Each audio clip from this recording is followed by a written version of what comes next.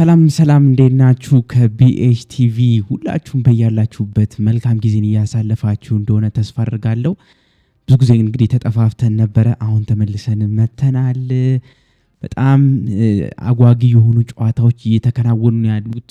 ቼልሲ በዚህ ሳምንት እንግዲህ ነገ ሮቡ ላይ እንግዲህ በጣም ከባድ የሆነ ጨዋታ፣ ወሳኝ የሆነ ጨዋታ ነው የሚያደርገው ከሊድስ ዩናይትድ ጋር የሚያደርገው ጨዋታ በጣም ተጠባቂ ጨዋታ ይመስለኛል እና ይህንን ጨዋታ ቼልሲ የግድ ማሸነፍ ይኖርበታል። በተለይ ደግሞ ያሳየው ከአርሰናል ጋር ያሳየው ምርጥ አቋም ነገ ደግሞ ማሳየት ይኖርበታል። ቼልሲ ይህንን ማድረግ ከቻለ በወሳኝ መንገድ ላይ እንግዲህ ጥሩ እንቅስቃሴዎችን እያደረገ መሄድ የሚችልበትን ሁኔታ ያሳካል የሚል ግምት ነው ያለኝ። ስለዚህ አዳዲስ ነገሮችን ስለ ቼልሲ የተወሩ በጣም ብዙ አዳዲስ ነገሮች አሉ። እነ ኤንዞ ፈርናንዴዝ ጋዜጣዊ መግለጫዎችን ቃለመጠይቆችን አድርገዋል። ኤንዞ ማሬስካም ዛሬ እንግዲህ ከጨዋታው አስቀድሞ ጋዜጣዊ መግለጫዎችን ሰጥተዋል። የተጫዋቾች ጉዳት ሁኔታም እንግዲህ አያይዘው የተናገሩት ነገር አለ። ለእናንተ አዳዲስ ነገሮችን አድርሳችኋለሁ። ለቻናሉ አዲስ ሆናችሁ ሰብስክራይብ አድርጉት፣ ሼር አድርጉት፣ ላይክ ማድረጋችሁን እንዳትረሱ። እንግዲህ ከዝውውር መረጃ ተነስቼ ልንገራችሁ። የመጀመሪያ እንግዲህ ከሰሞኑ የተነሳው እንግዲህ የዝውውር መረጃ እንግዲህ ቼልሲ የቲያጎ ሲልቫ ልጅ የሆነው ኢሳጎ ሲልቫን የመጀመሪያውን የፕሮፌሽናል እንግዲህ ውሉንን መፈረሙን አስታውቋል ማለት ነው። ኢሳጎ ሲልቫ በቼልሲ አካዳሚ እየተጫወተ የነበረ በተለይ ደግሞ ሰሚ ፕሮፌሽናል ይሄ ከ15 ዓመት በታች የሆኑ ወጣት ልጆች የሚጫወቱበትን የቼልሲ ትሬኒንግ እንግዲህ ግራውንድ በመቀላቀል ሲጫወት ቆይቷል። አሁን ደግሞ ፕሮፌሽናል የተባለ ፊርማውን የመጀመሪያ ፊርማውን ለቼልሲ መፈረሙን ይፋ ተደርጓል ማለት ነው። በጣም በልጄም ኮርቻለሁ ሲል የተናገሩት ቲያጎ ሲልቫ በተለይ ደግሞ ቼልሲ ከመጣ ጀምሮ ቲያጎ ሲልቫ ብዙ ጥሩ ጊዜን አሳልፍ ያለውና ቼልሲ እኔ እንደ ሁለተኛ ቤቴ የምቆጥረው በጣም ብዙ ትውስታዎችን አሪፍ ነገሮችን ያሳለፍኩበት ቤቴ ነው ቼልሲና ልጆቼም እንግዲህ ለንደንን ይወዱታል ነው ያለው ቲያጎ ሲልቫ። በጣም ሚስቴም ልጆቼም ለንደን መኖር በጣም ይመቻቸዋል። የእሱ እንግዲህ የቲያጎ ሲልቫ ሁለቱም ወጣት ልጆቹ እንግዲህ ታዳጊዎቹ በቼልሲ አካዳሚ ስር እንዳሉ ይታወቃልና አሁን ኢሳጎ ሲልቫ የአባቱን ቦታ እንግዲህ ተከትሎ አሁን ፕሮፌሽናል ተጫዋችነት ፊርማውን ለቼልሲ አውሏል ማለት ነው። በጣም የሚያስገርም ነው። ቲያጎ ሲልቫ በቼልሲ በቆየባቸው 4 ዓመታት ውስጥ እንግዲህ በጣም ጥሩ ጊዜያትን አሳልፈዋል። የአውሮፓ ቻምፒዮንስ ሊግን መብላቱ ይታወቃልና በፒኤስጂ ማሳካት ያልቻለውን የቻምፒዮንስ ሊግን ዋንጫ በቼልሲ ቤት ያሳካ ተጫዋች ነውና አሁን ደግሞ ልጁ እንደሱ ምርጥ ተጫዋች ይሆናል ብለን ለቼልሲም ጥቅም ይሰጣል ብለን ነው የምንገምተውና ቼልሲ ካሳወቃቸው ጉዳዮች ውስጥ አንዱ የኢሳጎ ሲልቫ የቲያጎ ሲልቫ ልጅ የፕሮፌሽናል ውል መፈረሙን አስታውቋል ማለት ነው። እንግዲህ ሌላው ቼልሲ በክረምቱ የዝውውር መስኮት ማይክ ሚኞልን ባለማስፈረማቸው በቼልሲ ደጋፊዎች ዘንድ ከፍተኛ ቅሬታ ተፈጥሮ እንደነበር ይታወቃልና ነገር ግን ሮበርት ሳንቼዝ እንግዲህ በዘንድሮ ዓመት አቋሙን በማሻሻል በፕሪሚየር ሊጉ ካሉ እንግዲህ እኔ እንደማስበው ከሆነ እጅግ አስተማማኝ ግብ ጠባቂዎች አንዱ መሆን ችሏል ዘንድሮና ሮበርት ሳንቼዝ በጣም የሚገርም አይነት እንቅስቃሴዎችን ማድረግ ችሏል።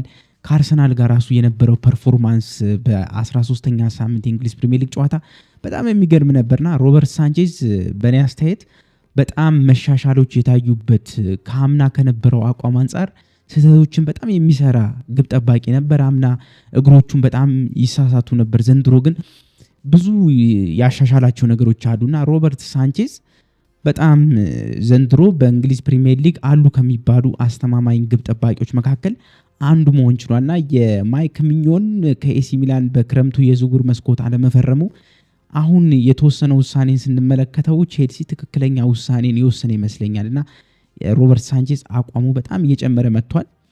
ትናንትና እንግዲህ ኤንዞ ፈርናንዴዝ ጋዜጣዊ ቃለመጠይቅን ሰጥቷል። ኤንዞ ፈርናንዴዝ እና ከተናገራቸው ነገሮች ውስጥ አንዱን ልንገራችሁና ኤንዞ ፈርናንዴዝ ትናንትና እንግዲህ ባደረገው ቃለመጠይቅ እንግዲህ ስለ ኤንዞ ማሬስካ ተጠይቆ ነበርና ምንድነው ያለው? ማሬስካ ውጤት እንድናመጣ የሚረዳን ግልጽ የሆነ ማንነት ወይም አጨዋወትን ይዞ መጥቷል ሲል የተናገረው ኤንዞ ፈርናንዴዝ በዚህም የተነሳ ነገሮች በየቀኑ ቀላል እየሆኑ መጥተዋል። በቡድን ውስጥ ያለው ጓደኝነት እንዲዳብር በጣም ረድቶናል ኤንዞ ማሬስካን ያለው ኤንዞ ፈርናንዴዝ በተለይም በልምምድ ወቅት በየቀኑ እኛን የሚመራበትና የሚያስተምርበትን መንገድ ለይቼ መጥቀስ ወዳለው ሲል ነው የተናገረው ኤንዞ ፈርናንዴዝ እና የኤንዞ ማሬስካን ታክቲካዊ ልህቀትና በዚህ በትሬኒንግ ሜዳ ላይ የሚያደርጋቸው ተጫዋቾቹ በደንብ ትሬኒንጉን የሚያሰለጥንበት መንገድ በጣም አድንቄ እመለከታለሁ ሲል ነው ኤንዞ ፈርናንዴዝ የተናገረው ስለ ማሬስካና እውነት ለመናገር የማሬስካ ታክቲካዊ ልህቀቱ በጣም ከፍተኛ ነው። በ13ኛ ሳምንት የእንግሊዝ ፕሪሚየር ሊግ እንግዲህ አርሰናልን በስታንፎርድ ብሪጅ ባስተናገደበት ጨዋታ ቼልሲ ኤንዞ ማሬስካ በጣም የሚገርም ታክቲካዊ ልህቀትን አሳይተው የገቡበትን ጨዋታ ነበር ያሳዩትና በተለይ ደግሞ ሞይሰስ ካይሴዶ በቀይ ከተሰናበተ በኋላ ያደረጉት ታክቲካዊ ለውጥ የተጫዋች ለውጥና ከዚህ ቀደም ቼልሲ በቀይ ሲወጣበት ኤንዞ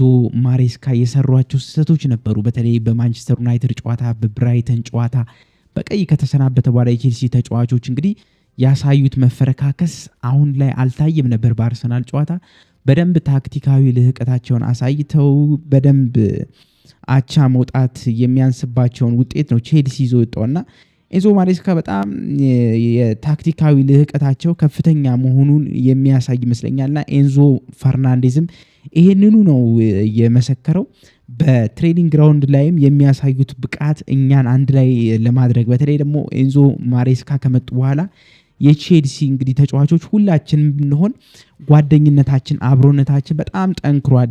ለዚህ ደግሞ ዋነኛ አስተዋጽኦ ያደረጉት ኤንዞ ማሬስካ ናቸው ሲል ነው በአድናቆት ኤንዞ ፈርናንዴዝ የተናገረው። ኤንዞ ፈርናንዴዝ ከቤኒፊካ ወደ ቼልሲ በሚመጣበት ወቅት የነበረውን ሁኔታም እንግዲህ በቃለ መጠይቁ ላይ ተናግሮ ነበርና ሪዮ ኮስታ እንግዲህ የቤኒፊካው ስፖርቲንግ ዳይሬክተር እንዲለቀኝ ወደ ፕሪሚየር ሊግ መጥቼ መጫወት በጣም የልጅነት ህልሜ መሆኑን በደንብ ለምኜው ነው የነገርኩት የነበረውና እሱም አላሳፍረኝም።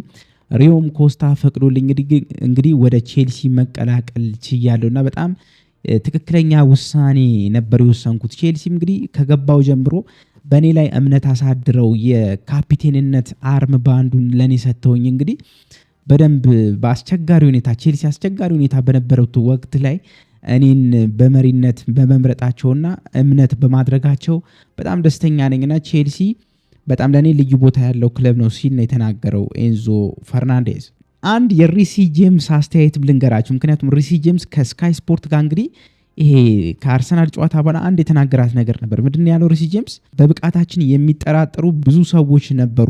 ብዙዎቹ ስለ ስብስባችንና በቂ ልምድ እንደሌለም በተደጋጋሚ ይነግሩናል። ሰዎች አርሰናል የዓለማችን ምርጡ ቡድን እያሉ ይጠሩታል። እኛ ግን ከነሱ ጋር እኩል ተፋልመን ባለማሸነፋችን አዝነናል። ይህ ምን ያህል ርቀት እንደተጓዝንና በጋራ ምን ማሳካት እንደምንፈልግ ብዙ ይናገራል ብዬ አስባለሁ ሲል ነው የተናገረው ሪሲ ጄምስ። በጣም እውነት ለመናገር በአርሰናል ጨዋታ ላይ በነበረበት ወቅት ላይ ሪሲ ጄምስ ያሳየው ብቃት ምን ያህል ከፍተኛ ብቃት እንደነበርና በብዙዎች ዘንድ አድናቆትን ያገኘ ብቃት እንደሆነ ይነገራልና ሪሲ ጄምስ ይህንን አስተያየት ሰጥቷል ማለት ነው። የነገው የሊድስ ዩናይትድ ጨዋታ በቀላሉ የሚታይ አይደለም። ይሄ የታወቀ ነገር ነው። በጣም በከባድ የሆነ ጨዋታ ይመስለኛል። አንደኛም ያው በሊድስ ሜዳ ከመሆኑ አንጻር ከፍተኛ የሆነ ፈተና ይገጥመዋል ቼልሲ ብዬ ገምታለሁ።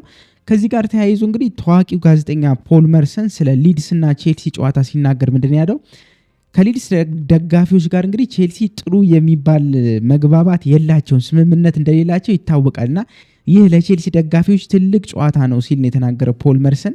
ይህ ከ1970ዎቹ ጀምሮ የዘለቀ ፉክክር ሲል ገልጾታል ፖል መርሰን እና ይሄ ኤላንድ ሮድ በጣም ከፍተኛ ሁኔታ የሊድስ ደጋፊዎች ኤላንድ ሮድ ስታዲየማቸውን ያናውጡታል ብዬ እጠብቃለሁ። ድባቡ በጣም ሞቅ ያለ እንደሚሆን ተስፋ አደርጋለሁ ሲል ነው ፖል መርሰን የተናገረው። ቼልሲዎች ጥንቃቄ ማድረግ እንዳለባቸውም በጣም አበክሮ ተናግሯል ይሄ ፖል መርሰን እና ትክክልም ይመስለኛል። ሊድስ ዩናይትድ በተለይ በሜዳቸው በሚጫወቱበት ወቅት የደጋፊ ድምፅ ራሱ በከፍተኛ ሁኔታ የሚሰማ ልክ እንደ ኒውካስል እንደ ሊቨርፑል አይነት ደጋፊ ያላቸው ነውጠኛ የሚባሉ ደጋፊዎች ያላቸው ክለብ ናቸው ሊድሶች እና ከቼልሲ ጋር እንደውም ጥሩ ስምምነት ያላቸው ደጋፊዎችም አይደሉም።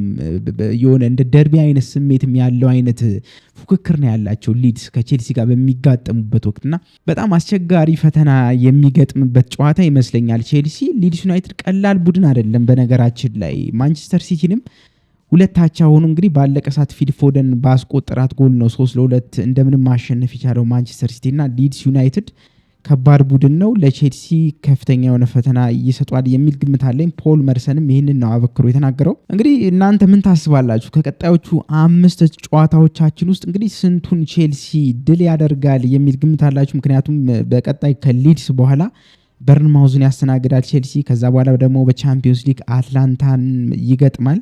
ከዛ በመቀጠል ደግሞ ኤቨርተን አለው። ከዛ በካራባው ካፕ ደግሞ ካርዲፍን ያስተናግዳልና ከነዚህ ጨዋታዎች ቼልሲ ምን ያህል ነጥቦችን መሰብሰብ ይችላል የሚል ግምት አላችሁ? ግምታችሁ ማስቀመጥ ትችላላችሁ ኮመንት ሴክሽን ላይ። እስቲ ስለ ቼልሲ ተከላካይ መስመር ጋር ተያይዞ የዚህ የቼልሲ በውሰት የሰጠውን አንድ ተጫዋች ጉዳይ ላንሳላችሁ። ምክንያቱም የዶርትሙንዱ እንግዲህ ስፖርቲንግ ዳይሬክተር ሰባስቲያን ኬል አርኖ ስሌሚኖ እንግዲህ በቋሚነት ለማስፈረም ማቀዱን ገልጿል ማለት ነው። አርኖ ስሌሚኖ የቼልሲ ተከላካይ መሆኑ ይታወቃል። ቼልሲ በውሰት ለዶርትሙንድ በዘንድሮ የውድድር ዓመት ሰጥቶታልና በጣም ጥሩ የሆነ እንቅስቃሴ በዶርትሙንድ ቤት እያደረገ ነው የሚገኘው ይህ ተጫዋች።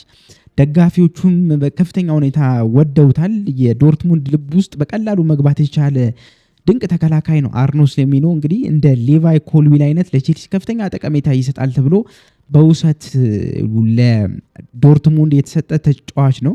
ከቀጣዮቹ ጥቂት ቀናት በኋላ እንግዲህ ስልክ ደውላለሁ ሲል ነው የተናገረው። እንግዲህ የዶርትሙንድ ስፖርቲንግ ዳይሬክተር ሰባስቲያን ኬል እርግጥ ነው አርኖ ስሌሚኖ እንግዲህ አብሮን እንደሚቀጥል ተስፋ እናደርጋለን። ከቼልሲ ጋር በጣም ጥሩ የሆነ ግንኙነት ነው ያለን። ስለዚህ እንግዲህ እነሱን አሳምነን አርኖ ስሌሚኖን ለማስፈረም እንቅስቃሴዎችን እንጀምራለን ሲል ነው የተናገረው ሰባስቲያን ኬልና ይህ የሚያሳየው እንግዲህ አርኖ ስሌሚኖ ምን ያህል ብቃቱን እያሳየ እንደሚገኝ ጭምጭምታዎችን ቼልሲ ቤትም እየነበረ የተወሰኑ ጭምጭምታዎችን አሳይቶ ነበር ይሄ ተጫዋችና ልክ እንደ ሊቫይ ኮልዊል እያደገ የሚመጣ ወሳኝነት ያለው ተጫዋች ሊሆን እንደሚችል ገምታለሁና ዶርትሙንዶች እንግዲህ በቋሚነት እሱን ለማስፈረም ጥረት እንደሚያደርጉ እየተናገሩ ነው ያሉት። ሌላው እንግዲህ ጆኖቢ ሚካኤል በፖድካስቱ ላይ እንግዲህ ስለ ሪሲ ጄምስ አሁን የሚጫወትበትን ቦታ አንስቶ ተናግሯልና ምንድን ያለው ጆኖቢ ሚካኤል ኤንዞ ማሬስካ አምበሉን ሪሲ ጄምስን እንግዲህ በመሃል ሜዳ የማሰለፍ ስሌት ያገኘው ይመስለኛል ሲል ነው የተናገረው። ባለፈው ዓመት ይህንን ለጥቂት ጊዜ ሞክሮት ነበር።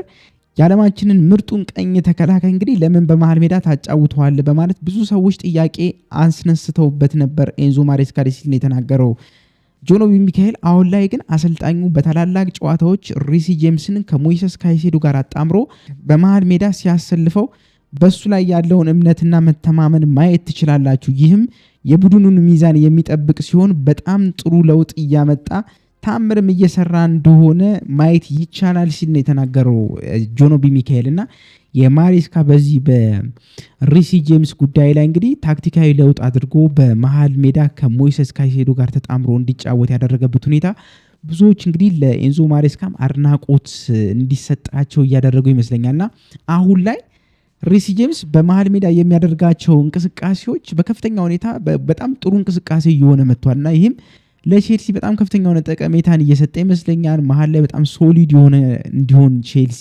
አድርጎታልና አርሰናል ላይ በነበረው ጨዋታ እንግዲህ ቼልሲ ሪሲ ጄምስ ምን ያህል ብቃቱን እንዳሳየ የሚዘነጋ አይደለምና በጣም ጥሩ የሆነ ቦታ ላይ እንደቀየሩት ኤንዞ ማሬስካ ሪሲ ጄምስ የሚያሳይ ነው። ምክንያቱም ብዙም ጉዳት እንዳያስተናግድ አድርጎታል። ይህም ቦታ ይሄ የቀይ መስመር እንግዲህ ተከላካይ ስትሆን በጣም መሮጥን ተመላላሽ ሆነ ከላይ ወደታች በጣም ብዙ ሩጫዎች የሚያስፈልገው አይነት ቦታ ነውና ሪሲ ጄምስ ደግሞ በጣም ስትሬች አድርጎ በሚሮጥበት ወቅት ለጉዳት ተጋላጭነቱ በጣም ከፍተኛ ነውና ይህ የመሃል ቦታ በጣም ለሪሲ ጄምስ የተስማማው ይመስለኛል። እንግዲህ ኤንዞ ማሬስካ ዛሬ ከሊድስ ዩናይትድ ጨዋታ አስቀድመው ጋዜጣዊ መግለጫ ሰጥተዋልና እስቲ ስለ ጋዜጣዊ መግለጫቸው አንዳንድ ነገሮችን ልንገራችሁ። ምክንያቱም ከተጫዋቾች ጉዳት ጋር ተያይዞ የተነሱ ነገሮች ስላሉ እንግዲህ ማሬስካ ስለ ቡድኑ የተለያዩ ዜናዎች ሲናገሩ ምንድነው ያሉት? ሁሉም ተጫዋቾች በጥሩ ሁኔታ ላይ ይገኛሉ። ሮሜሮ ላቪያ እንግዲህ አሁንም በማገገም ላይ ነው ያለው። ከሱ ውጭ ግን ዳሪዮ ኢሱጎ እንግዲህ ደህና ነው፣ የተወሰነ ትሬኒንጎችንም ከኛ ጋር ሰርቷል ሲሉ ነው የተናገሩት ኤንዞ ማሬስካ። ዳሪዮ ኢሱጎ እንግዲህ በጣም ጥሩ እንቅስቃሴን እያደረገ ነበር። በተለይ አንድ ሁለት ጨዋታዎች እንግሊዝ ፕሪሚየር ሊግ ላይ እንደተጀመረ የዚህ የሞይሰስ ካይሴዶንን ቦታ በጥሩ ሁኔታ ሲሸፍን የነበረ ተጫዋች ነው። በጣም ተስፋ ያለው ተጫዋች ይመስለኛል ዳሪዮ ኢሱጎና ለረጅም ጊዜ እንግዲህ ጉዳት ተጎድቶ እንግዲህ ወደ 10-12 ጨዋታዎች አመልጠውት ነበር። አሁን ከጉዳት አገግሞ ትሬኒንግ መስራት ጀምሯል። ሆኖም ግን ኤንዞ ማሬስካ ዳሪዮ ኢሱጎ ቀጥታ ወደ ሜዳ አናስገባውም ሲሉ ነው የተናገሩት። የተወሰነ ከጨዋታ ጋር መላመድ ይኖርበታል፣ ከፍጥነቱ ጋር መላመድ ይኖርበታል። ስለዚህ ቀስ ብለን ነው ዳሪዮ ኢሱጎን የምንቀላቅለው ሲሉ ነው የተናገሩት። አሁን ላይ እንግዲህ ለነገው የሌዲስ ጨዋታ ዳሪዮ ኢሱጎ አይሰለፍም፣ ነገር ግን ወደ ልምምድ ሜዳ ተመልሷል ብለዋል። ከዛ ውጪ እንግዲህ የሪሲ ጄምስን በቋሚነት ነገ ስለመጀመሩ ጉዳይ ውስብስብ እንደሆነ ነው የተናገሩት ኤንዞ ማሬስካ። ምክንያቱም ከዚህ በፊት ሪሲ ጄምስ እንግዲህ በሳምንት 2 ጨዋታ ላለማጫወት በጣም ከፍተኛ ጥረት እናደርጋለን ሲሉ ነው የተናገሩት ኤንዞ ማሬስካና በባርሴሎናም ጨዋታ ላይ ተጫውቷል፣ በአርሰናልም ጨዋታ ላይ ተጫውቷልና ሪሲ ጄምስ ብዙ ጨዋታዎችን ስላደረገ እንግዲህ ለነገው ጨዋታ መሰለፉ አጠራጣሪ ይመስለኛል ሲሉ ነው የተናገሩት ኤንዞ ማሬስካ። ኤንዞ ማሬስካ እንግዲህ ሌላው ከሪሲ ጄምስ ጋር ተያይዞ ምንድን ያሉት ሪሲ ጄምስ እንግዲህ አብዛኛውን የተጫዋች ህይወቱን ያሳልፈው እንግዲህ በቀይ መስመር ተከላካይነት ነውና በአማካይ ቦታም የተወሰኑ ጨዋታዎችን ተጫውቷል። በሁሉም ቦታዎች ጥሩ መሆን የሚችል አይነት ተጫዋች ነው። እንደ አማካይ እንዲጫወት ስንወስን በመሃል ሜዳ ላይ አካላዊ ጥንካሬ ወይም ጉልበት ስለሚያስፈልገው ነው እና በዛ ነገሩ በጨዋታ እቅዱ ላይ የሚወሰን አይነት ጉዳይ ነው ሲሉ ነው የተናገሩት ኤንዞ ማሬስካና የሪሲ ጄምስ መሃል ላይ የምናሰልፍበት ሁኔታ ከጨዋታ ጨዋታ ይለያያል። አንዳንድ ጊዜ እንግዲህ ኖርማሊ ተከላካይ አድርገን የቀይ መስመር ተከላካይ አድርገን እናሰልፈዋለን። ጨዋታው ደግሞ እና ታክቲካዊ ለውጦች በሚኖርበት ወቅት ደግሞ በመሃል ሜዳ እንግዲህ ከሞይሰስ ካይሴዶ ጋር አጣምረን የምናጫውትበትን ሁኔታ እንፈጥራለን ሲሉ ነው የተናገሩት ኤንዞ ማሬስካ። ሌላው እንግዲህ ኤንዞ ማሬስካ ስለ ሮበርት ሳንቼዝ ያነሱት ነገር አለና እንግዲህ ኳስ በማዳን በኩል ምንጊዜም ሮበርት ሳንቼዝ እንግዲህ ጥሩ የሆነ ግብ ጠባቂ ነው። ከመጀመሪያው ቀን ጀምሮ የጨዋታ ግንባታችን በተጋጣሚ ቡድን የጫና ወይም ፕሬስ አጨዋወት ላይ የሚወሰን ሆኖ ሳለ ሮበርት ሳንቼዝ እንግዲህ ከአርሰናል ጋር የነበረው ጨዋታ ከኋላ መስርቶ በመውጣት ወይም በቢውልድ ረገድ ከምርጥ ጨዋታዎቹ አንዱን ያሳለፈበት ጨዋታ ነበር ሲሉ ነው የተናገሩት ኤንዞ ማሬስካ። ስለ ሮበርት ሳንቼዝ ከአርሰናል ጋር የነበረው ጨዋታ በጣም ቤስት ከሚባሉት እንቅስቃሴዎች ውስጥ አንዱ ነበር ሲሉ ነው የተናገሩትና ሮበርት ሳንቼዝ እንግዲህ ቅድም እንዳልኳችሁ በጣም በዚህ ዘንድሮ የውድድር ዓመት ላይ አቋሙ በደንብ እየጨመረ የመጣ በሁሉም ዘንድ አድናቆትን እያገኘ ያለ ግብ ጠባቂ ይመስለኛል። ማሬስካ እንግዲህ ስለ ኮል ፓልመር ተጠይቀው ነበር። ምክንያቱም ኮል ፓልመር ከጉዳቱ አገግሞ ወደ ትሬኒንግ መመለሱ ተነግሮ ነበር። በአርሰናል ጨዋታ ላይ ቤንች ላይ ነበርና ከዛ ጋር ተያይዞ እንግዲህ ስለ ኮል ፓልመር ተጠይቀው ነበር።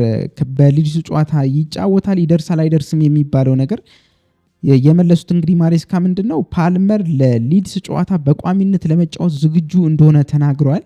በአርሰናል ጨዋታ እንግዲህ ተቀያሪ ወንበር ላይ የነበረ በ10 ተጫዋቾች መጫወታችን ለኮል ነገሮችን እንግዲህ ውስብስብ አድርጎበት ነበር። ምክንያቱም ከአካል ብቃት አንጻር መመለስ የሚያስፈልግበት ጊዜ ነበርና እቅዱ ምክንያቱም ከአካል ብቃት አንጻር እንግዲህ እቅዱ ሙሉ 90 ደቂቃዎችን መጫወት እስኪችል ድረስ እንግዲህ የተወሰኑ ደቂቃዎችን እንዲጫወት እድል እንሰጠዋለን ብዬ ገምቼ ነበር ነው ያሉት ኤንዞ ማሬስካ። ሆኖም ግን ያው በ10 ተጫዋች በመጨረሳችን ምክንያት በአርሰናል ጨዋታ ላይ እሱን ላሰልፉ አልቻልኩም። በጣም ጉልበት የሚጠይቅ አይነት እንቅስቃሴ ስለነበረ ከዛ በኋላ ያደረግነው ኮል ፓልመርን እንግዲህ በእንደዚህ አይነት ሁኔታ ላይ ወደ ሜዳው ማስገባት አልፈለኩም ነበረ።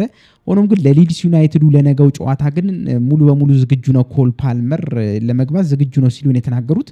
ከዛ ጋር ያይዘው ግን ኤንዞ ማሬስካ ምንድን ያሉት ኮል ፓልመር፣ ሞይሰስ ካይሴዶ፣ ሮሜሮ ላቪያ እነዚህ ተጫዋቾች በሚኖሩበት ወቅት ቼልሲ በጣም ጥሩ እና ጠንካራ የሆነ ካሁኑም የተሻለ ክለብ ቡድን እንደሚሆን ምንም አይነት ጥርጣሬ የለውም እና የኮል ፓልመር አስተዋጽኦ በእጅጉ የምንፈልግበት ሰዓት ላይ ነው ያለው። እናም ኮል ፓልመር ከዚህ በኋላ እንግዲህ ጥሩ እንቅስቃሴዎችን በማድረግ ለቼልሲ ከፍተኛ አስተዋጽኦ የሚያደርግ ይሆናል ሲሉ ነው የተናገሩት ኤንዞ ማሬስካ። ሌላው እንግዲህ ኤንዞ ማሬስካ ስለ አንድሬ ሳንቶስም ተጠይቋል። ምክንያቱም ሞይሰስ ካይሴዶ በአርሰናል ጨዋታ ላይ ባገኘው ቀይ ካርድ ምክንያት እንግዲህ 3 ጨዋታዎች ያመልጡታል። ከዛ ጋር ተያይዞ እንግዲህ የእሱን ቦታ የሚተካው ተብሎ የሚጠበቀው እንግዲህ አንድሬ ሳንቶስ ነው እና ስለ አንድሬ ሳንቶስ ሲናገሩ ምንድን ነው ያሉት?